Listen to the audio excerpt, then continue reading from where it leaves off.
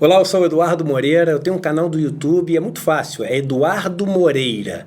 Mas eu queria convidar você para assistir esse vídeo aqui no 247. E é claro, se inscreva lá no meu canal e aqui também no 247. Olá, meus queridos amigos e amigas, bem-vindos a mais uma live aqui do nosso canal. Muita gente assistindo essas lives e esse é o motivo delas estarem ficando mais recorrentes. Muita gente me pedindo também para fazer o máximo que eu puder dessas lives. As pessoas estão super perdidas, nervosas, preocupadas. Muita gente agradecendo as lives, né? Eu acho que ela tem dado algum norte para as pessoas em relação a essa questão dos investimentos, em relação a essa questão das grandes variações que estão acontecendo, dos riscos, muitas pessoas tomando decisões para se proteger, né, financeiramente nesse momento, e também usando essas lives para ficar a par do que está sendo falado lá fora, do que está sendo discutido nos outros países. Bom dia, Sérgio Barrichello, meu irmão. Tudo bem, meu irmão? Tudo jóia? Esse é médico fera. Isso aí, para falar de coronavírus, é melhor ele do que eu. Todos os amigos, Rodrigo, Maria de Oliveira, Sócrates, Bruno Garcia, que legal. Pontal do Paranapanema, região maravilhosa de São Paulo, Gui.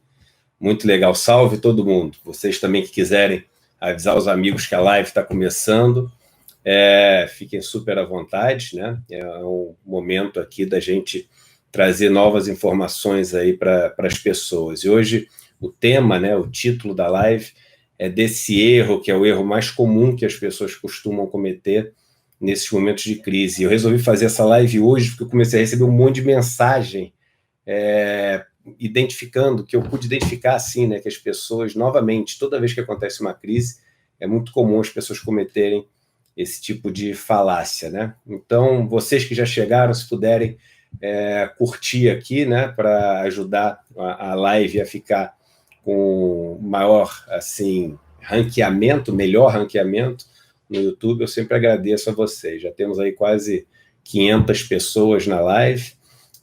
A live de ontem já foi assistida por mais de 50 mil pessoas e a de 3 dias atrás por quase 100 mil pessoas.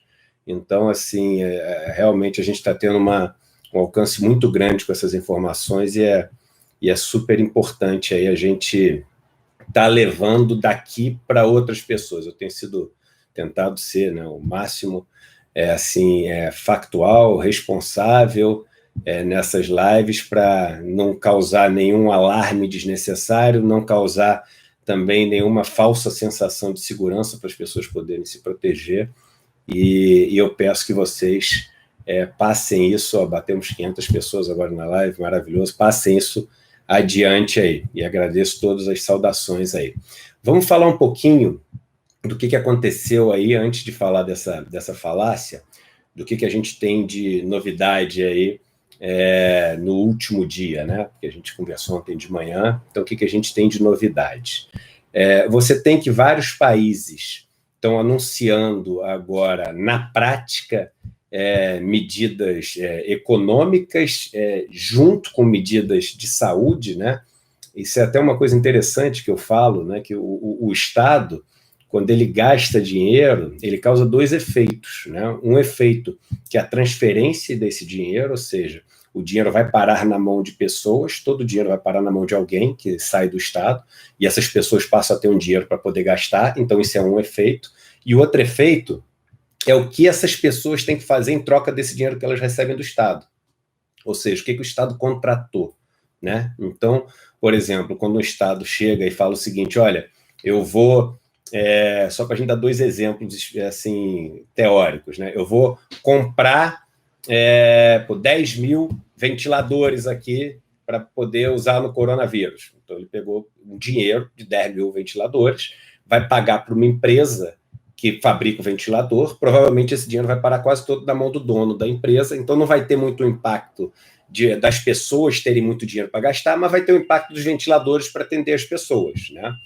Se ele chega, por exemplo, e fala assim, eu vou contratar 1.000 médicos de família para poder colocar nos municípios. Vai parar um dinheiro na mão de 1.000 médicos de família, né? Então você tem essa redistribuição e você também tem, né, isso que eu chamo de legado, né, que é o seguinte, o atendimento de 1.000 pessoas. Então, é sempre uma combinação, o efeito do que o Estado faz é uma combinação das duas coisas, né? É uma combinação de como ele redistribuiu esse dinheiro e qual o efeito dessa redistribuição em termos de serviço, em termos de produtos que vão ser oferecidos para a população. Então, é muito importante a gente ter isso na cabeça, porque a gente vai começar a falar agora de medidas que estão sendo tomadas ao redor do mundo para estimular a economia. Começando pela China, né? Você tem que na China o número de casos ele se estabilizou completamente. Nos últimos dias foram os dias de menor novos casos, né, que você tem na China, e o governo dando um aumento na oferta de dinheiro da economia. Então, de ontem para hoje, o governo baixou o depósito compulsório dos bancos. O que é depósito compulsório? Quando você tem dinheiro na conta corrente, no CDB, etc., o banco ele não pode sair emprestando todo o teu dinheiro. Ele tem que guardar um pedaço daquilo e o quanto ele guarda diz quanto vai ser a alavancagem da economia, né? Porque se você pega R$100 no banco, você bota R$100 no banco, o banco pega os teus R$100 e empresta para alguém, né? Aí essa pessoa compra um produto de alguém, a outra pessoa pega os R$100, põe no banco, ele pega e empresta tudo de novo. Você tem um multiplicador do dinheiro que tem na economia muito grande. Se a base monetária aumenta muito, né? Se você diminui o quanto o banco pode emprestar, ou seja, dos R$100 que você deu para o banco só pode emprestar 50. Os outros 50 ele tem que deixar guardadinho lá no cofre do governo, do Banco Central. Então, toda vez que ele aumenta essa obrigatoriedade, ele diminui a quantidade de dinheiro na economia. Quando ele diminui essa obrigatoriedade, ele aumenta a quantidade de dinheiro na economia. A China diminuiu essa quantidade, mais ou menos 1%, né? Foi o tamanho do corte. Ele já vinha fazendo outros cortes, mas só esse corte que ele fez vai resultar em quase 80 bilhões de dólares a mais na economia, para os bancos emprestarem. Então, a gente está falando aí de mais ou menos uns 400 bilhões de reais, só essa última medida que a China fez. Então, as coisas na China endereçadas, relativamente endereçadas, não quer dizer que a situação na China está tranquila, tem até a ver com o que eu vou falar do maior erro que as pessoas cometem quando estão analisando o mercado, mas as coisas lá relativamente endereçadas na China. Na Europa, você tem que o Reino Unido anunciou um pacote recorde para a saúde, para atender esses casos de coronavírus, né, e poder conter essa pandemia no Reino Unido. Vamos lembrar que o Reino Unido nem é um dos países mais atingidos. Você tem na Europa os casos famosos da Itália, mas você tem Espanha, tem vários outros países que não estão que nem Itália, mas também estão com um problema grave da pandemia. E o Reino Unido ele fez anunciou um pacote de mais ou menos uns 12 bilhões de libras, né? Então, a gente está falando de mais ou menos uns 70, ordem de grandeza, uns 70 bilhões de reais para o sistema de saúde inglês. Uma conta rápida, só para a gente fazer e ter ideia, depois a gente vai falar de Brasil ainda mais com calma. A gente está falando de 70 bilhões de reais no Reino Unido, para uma população de pouco mais de 60 milhões de pessoas, né? Então, se você fizer uma conta simples, né, é um pacote onde você tem mais de R$1.000 por pessoa para tentar combater essa pandemia. No Brasil, ontem, a gente anunciou um pacote de 5 bilhões de reais para uma população de 220 milhões de pessoas. Então, a gente está falando de mais ou menos uns 20 e poucos reais por pessoa. E é claro, não estou entrando aqui no mérito se a gente, mas a gente não tem esse dinheiro, mas o PIB lá, per capita é muito maior do que o do Brasil, e o PIB também é maior. Não é isso, não é essa discussão. É só a gente entender o quanto cada país tem, e a gente, quando for entrar em Brasil, mercado de Brasil, eu vou falar um pouco sobre isso, o quanto cada país tem de condição de se defender, né? Então, a gente está falando de um país que está gastando mais de R$1.000 por pessoa, e esses R$1.000 que ele está gastando, além de ser muito mais dinheiro, é mais dinheiro que entra na economia e depois, na volta, reativa a economia de uma maneira maior também, porque todo gasto do governo é o dinheiro que as pessoas recebem no privado que vão acabar gastando. e aqui no Brasil, um gasto quase 50 vezes menor por pessoa, e a doença é a mesma, tá? Isso é uma coisa, a gente está comparando a mesma doença que tem que ser combatida. Então, a gente tem essa ajuda na Inglaterra, que foi anunciada, e a Europa, ela também, assim, os países estão com os planos de emergência sendo implementados. Então, os planos estão muito mais claros do que em outras regiões do mundo, a doença chegou lá um pouco antes, então eles estão no nível adiante do nível que está uma outra parte do mundo que está começando a lidar com a doença há menos tempo. As bolsas europeias, muita gente deve estar vendo hoje, elas chegaram a estar subindo, a bolsa inglesa chegou a estar subindo mais de 8%, né? A bolsa alemã mais de 7%.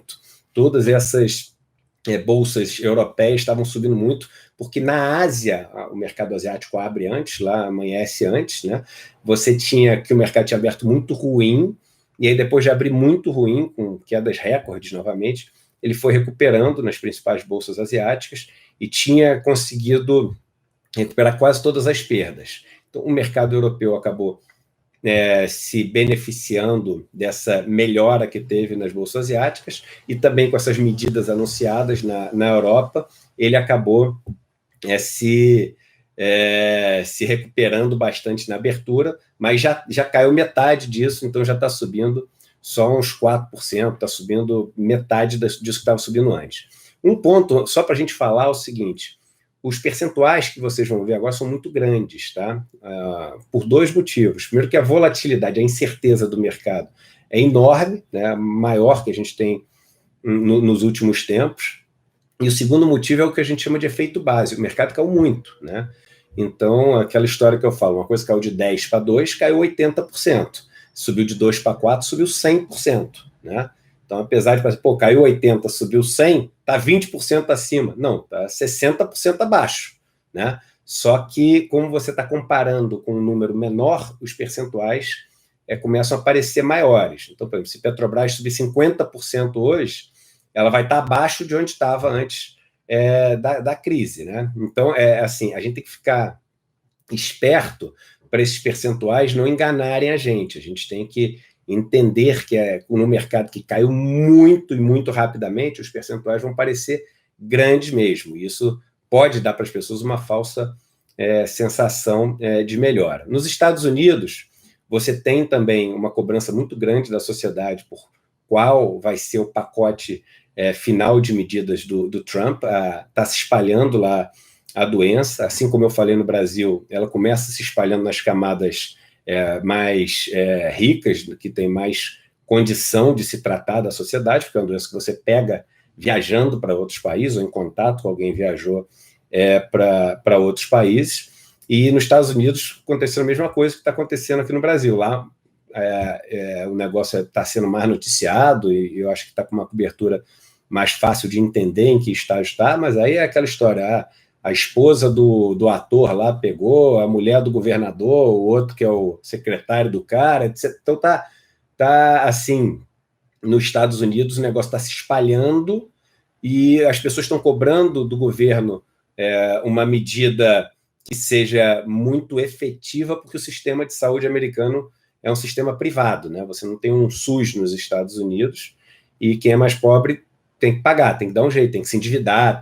e aí vem as medidas vêm nessa linha, né, de oferecer crédito barato, subsidiar alguns tipos de tratamentos, esse tipo de coisa, para poder passar por esse momento difícil que eles estão passando. Só para vocês terem uma ideia, né, e isso obviamente vai mudando ao longo do dia, porque as pessoas vão oferecendo mais, mas no começo dessa crise, para você testar, só testar se você tinha ou não o coronavírus nos Estados Unidos, né?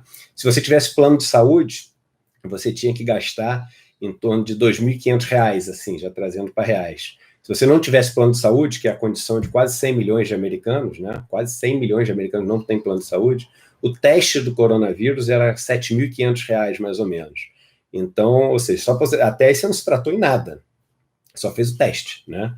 Então, é uma situação nos Estados Unidos complicada por causa disso, e você juntando isso nos Estados Unidos com essa questão do petróleo, né, você está tendo um impacto muito grande projetado para a economia americana. A Goldman Sachs ela fez um comunicado, um relatório, onde ela diz que, ao longo desse ano, ela acha que 30%, um terço praticamente, das empresas que prestam serviço para o mercado de óleo e gás, né, vão deixar de existir. Eu vou repetir, só para vocês entenderem o tamanho da gravidade. Um terço das empresas, essas empresas são enormes, que prestam serviço para o mercado de óleo e gás devem deixar de existir, ou porque vão quebrar, né, ou porque vão ser compradas por outras nesse momento aí de fraqueza. Tá? Então, aproveitando, 1.500 pessoas acabamos de bater aqui na live. Pô, muito obrigado aí pelo tempo de todos vocês. Todo mundo que puder dar um like aqui, eu agradeço, para a gente subir aqui acho que custa nada chegar aqui embaixo, puf, clicou, e é o que eu peço de vocês, se vocês puderem, né? E muito obrigado. Vários deram agora exatamente na hora que eu pedi. E aí a gente vem para o Brasil. E no Brasil, assim, a gente teve um crash do mercado, uma ruptura mesmo, uma quebra, né? Muito grande de expectativas, e você tem o mercado brasileiro negociando a níveis aí, muito ontem, perto de 70 mil pontos, né? Hoje abriu já bastante para cima. A gente vai falar sobre essa abertura de Brasil aqui. E as pessoas extremamente preocupadas. Eu falei com algumas mesas de operação ontem, vários clientes quebraram, né? E eu vinha falando isso para vocês. Aqui eu falei, olha, tem muita gente que deve estar quebrada já, né? Muitas empresas que vão passar dificuldade. Eu falei aquela história dos fundos de crédito privado ontem, que era melhor não ter fundos de crédito privado. Isso é uma coisa, tirar de fundo de crédito privado é uma coisa que você pode fazer, não é no desespero, entendeu? Eu acho que é uma coisa que vale a pena fazer, porque quando você tira e põe no título público do governo, você dorme tranquilo, né? Quando você tem dinheiro emprestado para uma empresa num momento como esse, você não dorme tranquilo. Isso é uma coisa que eu penso, é a opinião do Eduardo, assim, né? E eu acho que nesse momento vale muito a pena ter prudência. E vocês viram que ontem, né?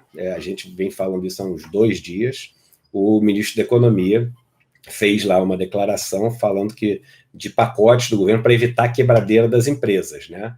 Ou seja, a gente aqui no nosso canal se antecipou falando esse tipo de coisa, enquanto o ministro ainda estava falando que não tinha problema nenhum, que a economia estava decolando, já tinha passado da velocidade de escape, etc.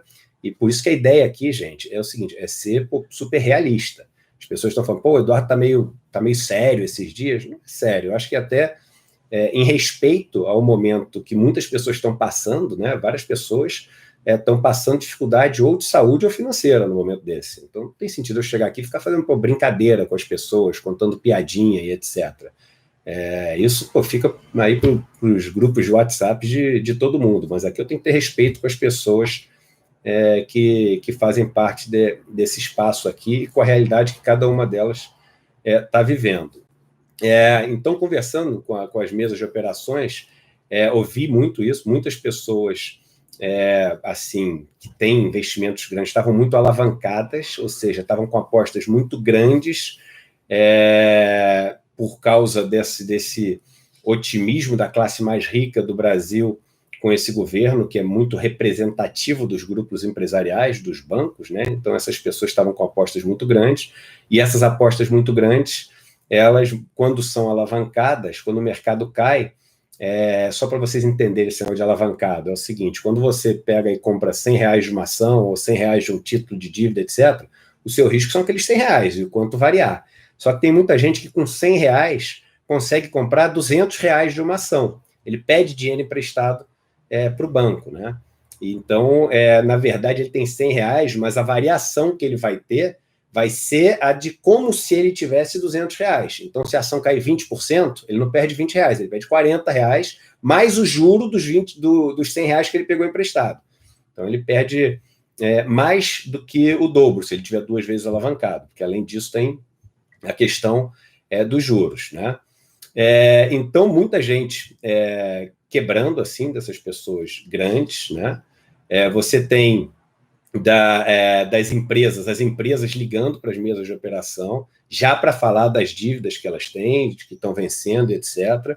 Então, existe muita essa preocupação. Está começando a ter essa preocupação que a gente está alertando aqui no canal já há alguns dias. E aí, o que eu queria falar com vocês que é o erro mais comum que as pessoas costumam cometer no momento desse, né? O erro mais comum é o seguinte: o mercado, e vamos falar especificamente do mercado de bolsa, que é o que todo mundo olha muito no manchete do Jornal Nacional, na manchete do Estadão, da Folha, do portal que você vê, etc. A bolsa, o que é a bolsa? É o valor das empresas todas que estão ali representadas pelo índice, né, com seus pesos, etc. E o valor de uma empresa é o quanto você acha que essa empresa vai valer de hoje até o infinito, até o mundo deixar de ser mundo. Você pega tudo isso, traz para o valor presente. Isso, até quem quiser, no dia 2, né, a gente vai ter aquela aula nossa de ações aberta para todo mundo participar. Quem quiser participar, a gente vai explicar isso com calma. Mas só para vocês entenderem o conceito do erro que as pessoas estão cometendo agora, que é o seguinte: a bolsa ela é um termômetro para dizer o quanto as ações valem de hoje até o infinito, né? O infinito não existe, mas até o mundo ser mundo, até essas empresas deixarem de existir. O que acontece?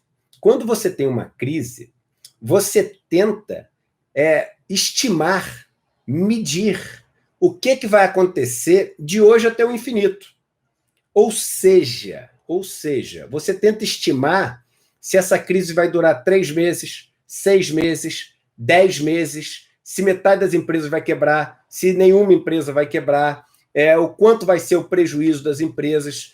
Lá para frente, a Bolsa não mede, presta atenção nisso que eu vou falar, parece óbvio, mas é muito importante.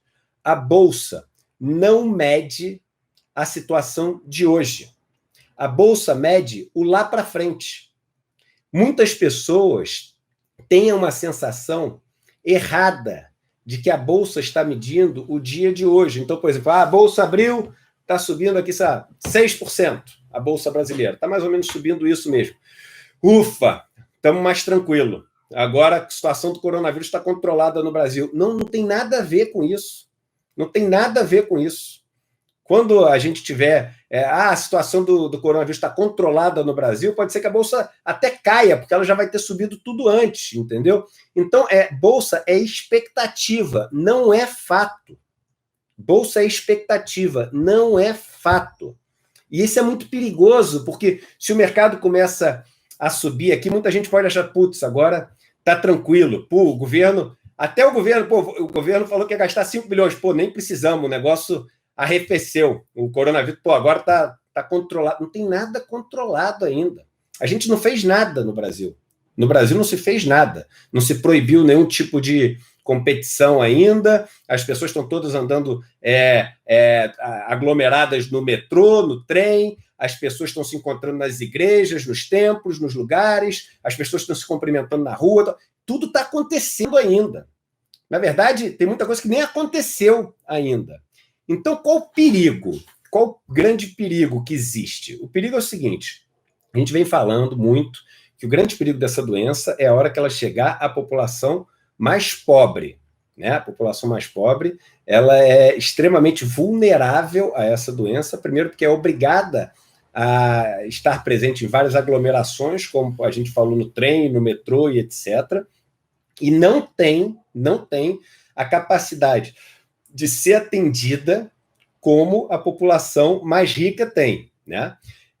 Existe, claro, uma incerteza de como é que o vírus vai se comportar no Brasil, né? Porque você tem uma temperatura diferente no Brasil do que na China. Você tem condições de trânsito das pessoas no Brasil diferente de na China. Você tem um monte de coisa diferente. É muita variável nesse negócio. É difícil você estimar como é que vai ser o contágio e a gravidade dos efeitos do vírus aqui. Se ele dura muito aqui, tem um monte de coisa que chega no WhatsApp falando, tá tranquilo, porque em lugar quente o vírus não aguenta e morre. Pô, quem mandou esse negócio? Que estudo é esse? Quem viu? Acabou de descobrir, já tem todas essas informações da história. Normalmente essas mensagens nunca vêm com nome, né? Ou vem com o nome de um cara que você dá o Google não acha. né? Ou não acha a declaração dele. Se fosse tão importante, você acharia fácil. Então, tem que tomar um cuidado enorme, enorme com essas informações, e tem que tomar um cuidado enorme para não confundir a reação que a Bolsa está tendo com a situação do país. E aí eu vou falar outra coisa que as pessoas podem estar cometendo de erro, né, que é um desdobramento desse primeiro erro que a gente falou, mas que é super importante também. Só falando com as pessoas, temos 2.200 pessoas ao vivo aqui com a gente. Muito obrigado a todos vocês, ao tempo de todos vocês aqui, e a confiança de vocês de estarem aqui, né? Eu costumo falar que mesmo as pessoas que às vezes escrevem besteira, criticando, agredindo, elas estão me dando a coisa mais importante que elas têm, que é o tempo delas, né? Então, alguma credibilidade eu tenho com elas, senão elas não estariam gastando o tempo delas para estar comigo. Queria pedir a todos que estão presentes, se puderem dar um like agora, a gente tem muito mais gente presente do que likes, isso ajudaria o vídeo, né, a chegar para mais pessoas e fazer mais pessoas terem acesso a essa informação. Agora é ali, rapidinho, não custa nada. Muito obrigado aí vocês que já deram agora, que eu vi. E aí vamos continuar. Bem, vamos lá. Qual o outro erro, gente? O outro erro é o seguinte: numa situação normal de mundo, né, a gente deveria olhar a economia global como um grande termômetro para a economia local, né? Ou seja, como é que estão as bolsas do mundo reagindo? As bolsas do mundo estão reagindo bem. Então, Bolsa Brasileira tem um vento de fundo assim, né? Favorável, né? Tem ali, a biruta está apontando para aquele lado, para melhora. Então, se está apontando para aquele lado para melhora, a Bolsa Brasileira deve subir também. Lá está ventando muito forte, está subindo muito o mercado, então aqui deve subir muito também. Você tem essa correlação no mundo globalizado, né? E aí, assim, as bolsas lá de fora tendem a ter um impacto muito grande nas bolsas aqui de dentro. Nesse caso, é diferente, tá? Nesse caso, é diferente. Por que é diferente? Por que é diferente? Porque se a bolsa inglesa estiver subindo porque a Inglaterra anunciou um pacote lá de 70 bilhões de reais para gastar na saúde, as pessoas não foram ainda muito contaminadas, você tem um aparato de saúde para poder atender as pessoas, etc. Se lá acontece isso, e a bolsa sobe porque tem uma expectativa de que o surto deve ser menor do que se esperava, etc. e tal, o efeito da crise deve ser menor, isso não quer dizer em nada que o efeito do vírus no Brasil aqui vai ser diferente. A gente agora está tentando medir, e essas são as reações do mercado, isso vocês têm que ter na cabeça, qual vai ser o impacto desta doença em cada um dos países. E aí a bolsa lá de fora não é termômetro para como vai ser o impacto da doença aqui no Brasil. Porque a doença estar contida na Inglaterra não significa a doença estar contida no Brasil. É isso que as pessoas têm que ter na cabeça, né? O mercado capitalista, ele não tem humanidade nenhuma. É o seguinte, é o lucro, é o dinheiro, é o quanto volta, é o quanto vale. Pessoas morrerem, não vai... Eu, assim, li uma frase, não sei se ele disse, eu não vi o vídeo dele falando isso, mas li num site do ministro da Fazenda falando o seguinte, do ministro da Economia agora, né? Falando o seguinte, porque se as pessoas continuarem com as suas atividades normais, mais gente vai se infectar, mas a economia não vai sofrer tanto. Agora, se elas ficarem em casa, se elas ficarem se isolando, com certeza a gente vai ter um surto muito menor no Brasil, mas aí a economia vai sofrer muito. Então as pessoas têm que continuar com suas vidas normais. Olha que loucura! Olha que eu nunca tinha visto na minha vida isso falar de uma forma tão explícita, ou seja, a economia vale mais do que a vida. O lucro da empresa vale mais do que a vida das pessoas. Isso assim, foi o maior absurdo que eu vi nesta crise, do começo até agora. O maior absurdo que eu vi nesta crise foi ouvir uma pessoa falando assim, vamos morrer. Aí vai ter mais gente, óbvio. Cara, vai morrer mais gente? Como é que pode falar assim? É claro que a melhor solução é a que morre menos gente. É claro que a melhor solução é a que morre menos gente. Mas as empresas vão ter menos lucros. Né? A melhor solução é a que morre menos gente. Porque a gente deve, acima de tudo, preservar a vida, a condição humana. Não é possível que tem gente que pensa diferente disso. Mas aí, voltando, por exemplo, do Brasil, pode ser que a Bolsa inglesa ela suba muito, né? Porque lá o negócio está contido e aqui não esteja contido. E aqui, se esse vírus ele no Brasil tiver uma reação similar à que teve nos outros países, quando chegar na população mais pobre, ele pode gerar um efeito devastador.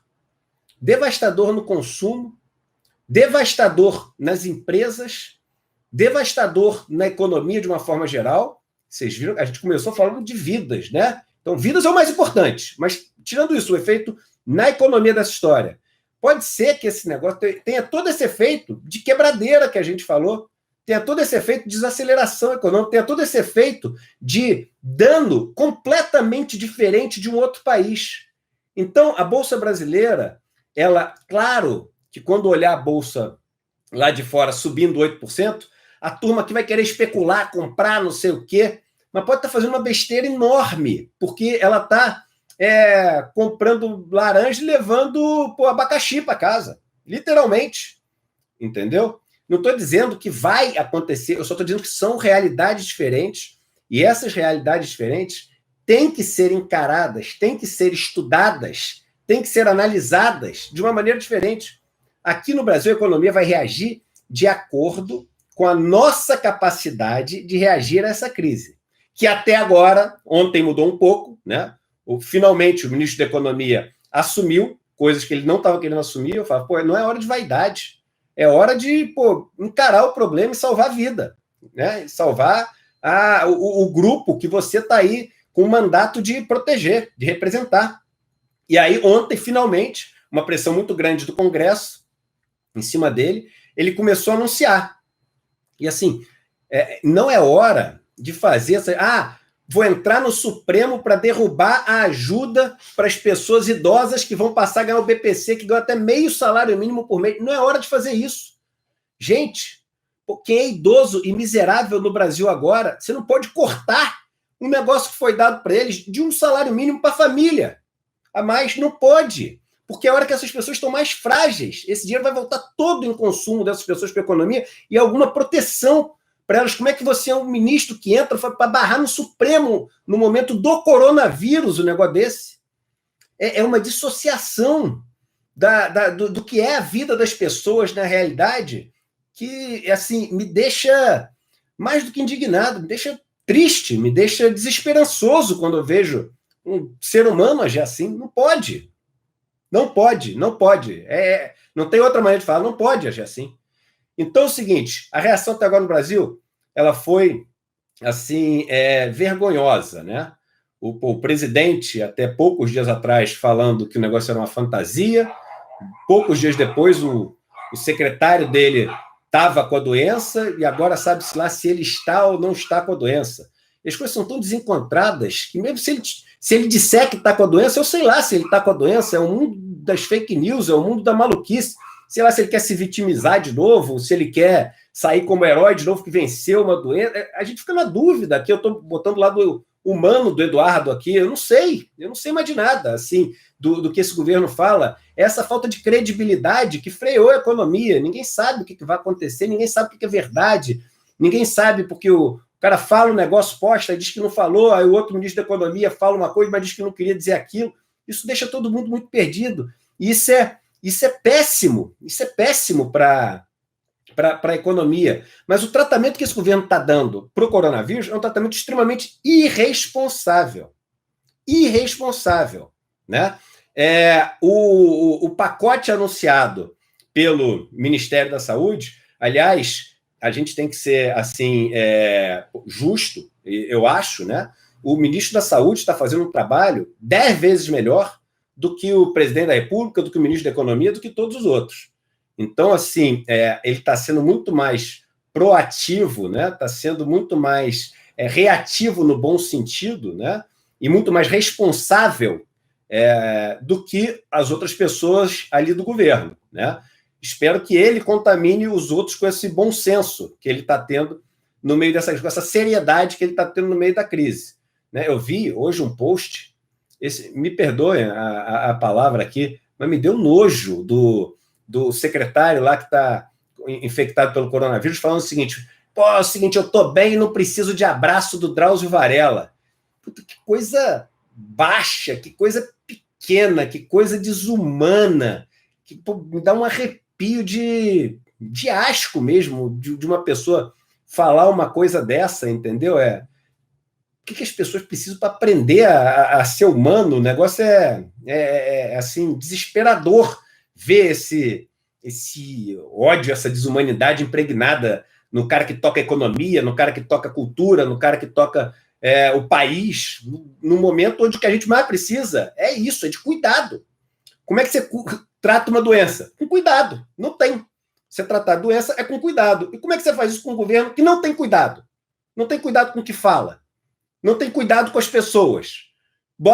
Eu sempre digo o seguinte, e aí me perdoem estar extrapolando um pouco aqui, mas a história do abraço do Drauzio Varela, né? Eu gosto de ler muitos textos de todas as religiões, né? E na religião cristã, Jesus se coloca como o mais humilde dos mais humildes, para colocar a barra tão baixo que todos nós podemos nos sentir passíveis de sermos acolhidos.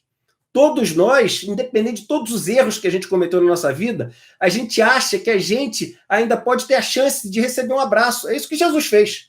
Por isso ele se colocou como mais humilde de todos os humildes. Quando você chega e dá um abraço numa pessoa que é a maior criminosa do mundo, o mundo inteiro se sente possível de receber um abraço. O mundo inteiro se sente acolhido. O mundo inteiro se sente com a chance de ter aquilo que ela nunca teve, o carinho, o cuidado, não sei o que, independente dos seus erros. Quanto mais você eleva a barra para dar o abraço, mais gente você vai colocando no nível que o cara fala o seguinte, caramba, eu nunca vou ser cuidado, eu nunca vou ser acolhido. É essa mensagem da humildade cristã, de você baixar tanto a barra do abraço que todo mundo pode se sentir abraçado, independente dos erros que cometeu. Então, o que eu digo é o seguinte, esse governo é um governo que põe a barra do abraço lá em cima. E nesse momento de doença, todo mundo precisa desse abraço do cuidado.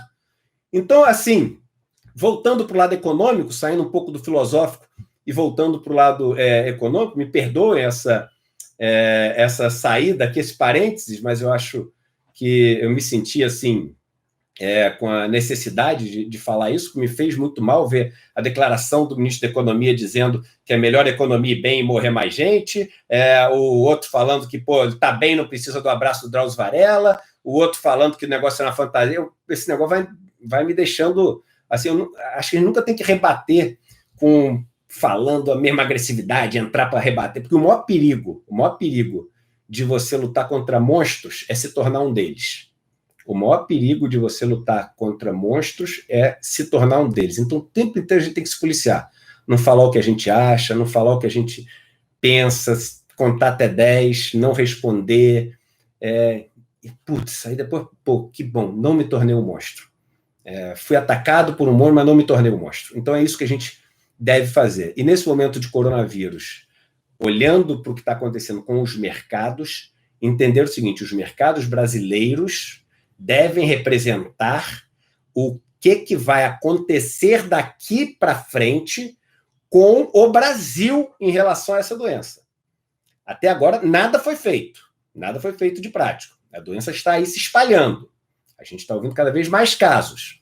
Será que no Brasil ela vai pegar toda a população mais pobre? Será que não?